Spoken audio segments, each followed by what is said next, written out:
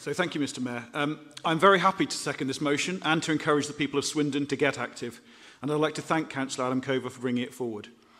As Chair of Adults and Children's Overview and Scrutiny Committee, Councillor Adam Cover has worked hard this year, with the support of Councillor Chandler as Vice Chair and the whole committee, to put measures into place and to scrutinise activities that improve the health of Swindon residents. And from her speech, it's very clear that she cares a lot about this topic. A lot of the work that the committee considers is necessarily reactive in nature, whereas the Get Active Swindon partnership is a classic example of how proactive investing in the future should mean saving money. Appropriately for this week, it's a good idea to make hay while the sun shines. The Council can and should get involved by facilitating and publicising events and activities, and it does this to a certain extent.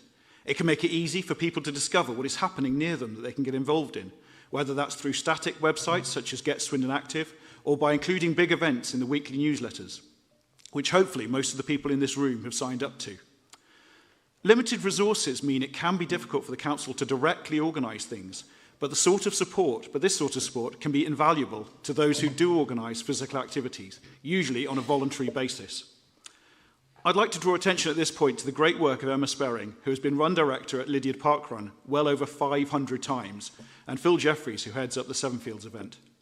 Parkruns only take place because of the efforts of 20 to 30 volunteers at each event each week, for both adult and junior events. Parkrun Junior just passed its 15th anniversary nationally, and this is mirrored by those coaching young people in many different sports around the town.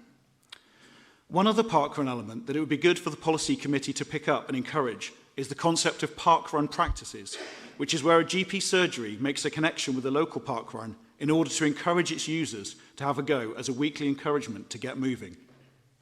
I know Tim Howe from the Longevity Games is also making connections with surgeries in this way, and it's an area that the Council could definitely play a facilitating role in.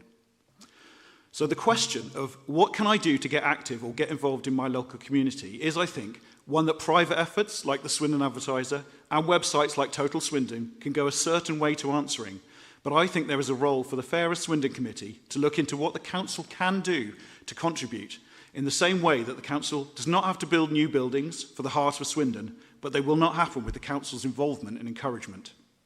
There has been a growth recently in activities such as paddle, which is suitable for older residents, but people do need a way of finding out how to get involved. One area that does need Council investment, however, is investment in cycle paths and cycle lanes, and I was pleased to see a few areas, including Leyden, Elding and Park South, getting much needed investment in the recently published 3-year plan. I look forward to Fleming Way opening this summer in order to try out the route across the town centre, which has been very difficult for the last few years. Until it's possible to cycle in a safe way from all corners of Swindon into the town centre, then the Council will always have room for improvement in encouraging a healthy lifestyle.